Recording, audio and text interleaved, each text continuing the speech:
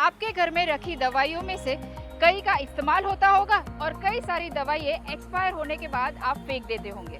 सही कहा ना? पर ऐसे दवाइयों का फेंकना भी आपके लिए हानिकारक हो सकता है। कैसे? आइए देखते हैं। कोरोना के चलते देश भर में बड़ी मात्रा में दवाइयों का उपयोग बढ़ा है। आपके घर में या फिर आपके आसपास कई दवाइयां हैं जो यूं ही पड़ी रही होगी। ऐसे में आईआईटी गांधीनगर द्वारा की गई शोध में एंटीबायोटिक के बढ़ते रेजिस्टेंस की जानकारी मिली, जो हमारी आंखें खोलने के लिए काफी है। हमने पूरे अहमदाबाद में करीब 10 लोकेशन पे पानी लिया था और वहाँ पे एंटीबायोटिक रेसिस्टेंस बैक्टीरिया की मात्रा का पता लगाया कि कहाँ पे कितने परसेंटेज बैक्टीरियाज, जो कि इकोलाई जो है वो फीकल बैक्टीरिया होता है। तो हमारे पास 2018 का डाटा था, तो हमने एक क्यूरियोसिटी के आधार पे इस बार फिर से उसको सैम्पलिंग किया अक्टूबर में। और अक्टूबर में जब हमने सैंपल किया और तब उसको देखा कि वही 6 एंटीबायोटिक जो पिछले बार हमने पता लगाया था, वही 6 एंटीबायोटिक का रेसिस्टेंस इस बार पता लगाया। 6 में से 5 एंटीबायोटिक, जिसमें से आपको नॉर्फ्लोक्सासिन, लिवोफ्लोक्सासिन, सिप्रोफ्लोक्सासिन, टेट्रासाइक्लिन, ये सबका रेसिस्टेंस जो है उन बैक्टीरिया में बढ़ा हुआ पाया गया। ये एक अलार्मिंग, ये एक सचेत करने वाली मतलब एक फाइंडिंग्स है और इसको हमने रिपोर्ट किया है कि ऐसा हो रहा है और ये चीज़ बढ़ सकती है। ये चीज़ अभी तो हमने 6 में से 5 को पाया और जो है उसका परसेंटेज बढ़ा है रेसिस्टेंस का, लेकिन ये कितना बढ़ेगा आने वाले दिनों में, ये देखने वाली बात होगी। आईआईटी गांधीनगर ने पिछले साल वेस्ट वाटर में कोरोना की उपस्थिति को बताया, जिसमें ये भी पता चला कि देश में इस्तेमाल होने वाली 6 एंटीबायोटिक दवाइयों का रेजिस्टेंस मिला। अर्थात जब किसी वायरस या बैक्टीरिया की रोग प्रतिकात्मक क्षमता बढ़ जाती है तो उस पर किसी भी प्रकार की एंटीबायोटिक दवाइयां असर नहीं करती। अब सबसे बड़ी प्रॉब्लम क्या होती है कि जब भी हमें बुखार आता है, सर्दी खांसी होती है, हमारी आदत क्या है, पैरासीटामोल के साथ साथ हम एंटीबायोटिक्स खुद से शुरू कर देते हैं, जो कि एक बहुत ही रॉन्ग प्रैक्टिस है। उसका कारण ये है कि वायरल इन्फेक्शंस में एंटीबायोटिक्स की कोई ज़रूरत नहीं होती।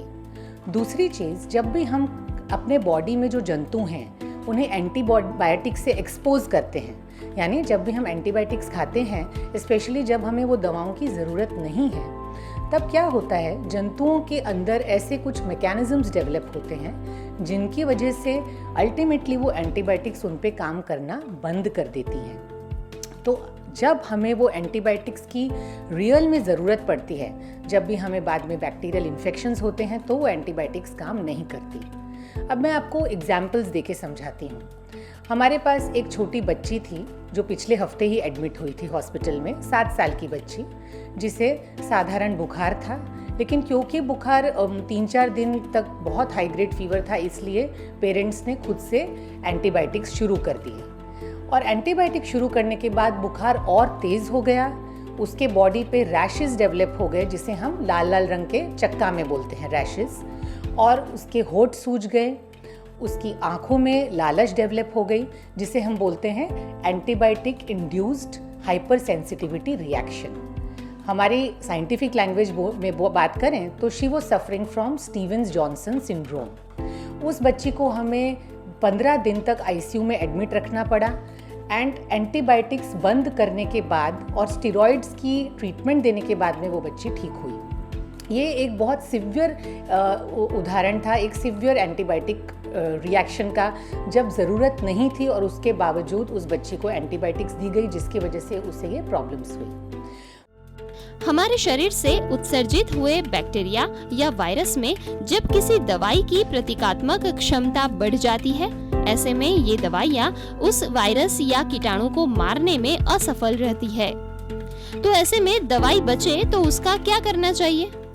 एक्सपायर दवाई जो हो जाती है, आपने देखा होगा कि बहुत सारे लोग रास्ते में या तो कचरे के डिब्बे में डाल देते हैं। एक्चुअली उसमें क्या होता है, अगर कोई जानवर या तो कोई प्राणी इसको खा लेता है, या तो कोई पानी में चली जाती है। अभी बारिश होगी तो पानी में भी जा सकती है, पानी के थ्रू नदी या समुद्र में जा सकती है। तो बहुत सारा केमिकल, एक पूरी साइकिल है कि जिससे केमिकल का पॉल्यूशन फैलता है। इसका एक गवर्नमेंट ऑफ इंडिया और भारत सरकार का सेफ डिस्पोजल ऑफ मेडिसिन का एक प्रोटोकॉल है। या तो आप बायोमेडिकल वेस्ट की जो कंपनियां होती है सारे म्यूनसिपल कॉरपोरेशन में होती है, वहाँ पे आप डाल दीजिए तो वो दवाई को सेफ डिस्पोजल ऑफ मेडिसिन के बहुत सारे प्रोटोकॉल है कि ज़मीन में आपको 3 फुट गड्ढा खोद के उसमें डालना है मेडिसिन। या तो बहुत सारी एनवायरमेंटल सेंसिटिव मेडिसिन होती है जो द एनवायरनमेंट को इफ़ेक्ट करती है, तो एयर में इफ़ेक्ट करती है, तो उसका भी एक डिस्पोजल का केमिकल ट्रीटमेंट करके उसको डिस्पोजल करते हैं। तो बहुत सारे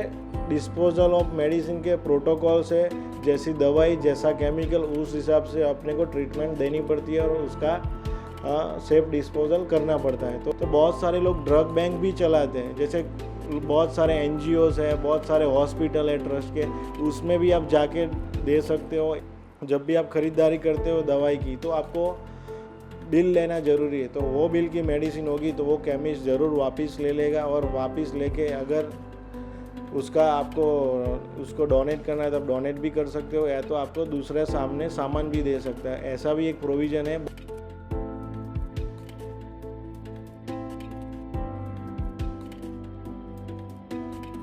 IIT गांधीनगर की वेस्ट वाटर पर की गई रिसर्च के अनुसार 2018 की तुलना में 2020 में कोरोना आने के बाद किस तरीके से एंटीबायोटिक्स का रेजिस्टेंस जो है वो बढ़ रहा है, और इस शोध के अनुसार जिस बढ़ते हुए एंटीबायोटिक के रेजिस्टेंस को देखते हुए आगे आने वाले समय में ये एक नई पेंडेमिक भी घोषित हो सकती हैं। तो इस शोध का संज्ञान लेकर अगर सरकार इस पर काम करे तो आगे आने वाले समय में इस नई महामारी को रोका जा सकता है। गुड न्यूज गुजरात के लिए गांधीनगर से गुजरात टीम की रिपोर्ट।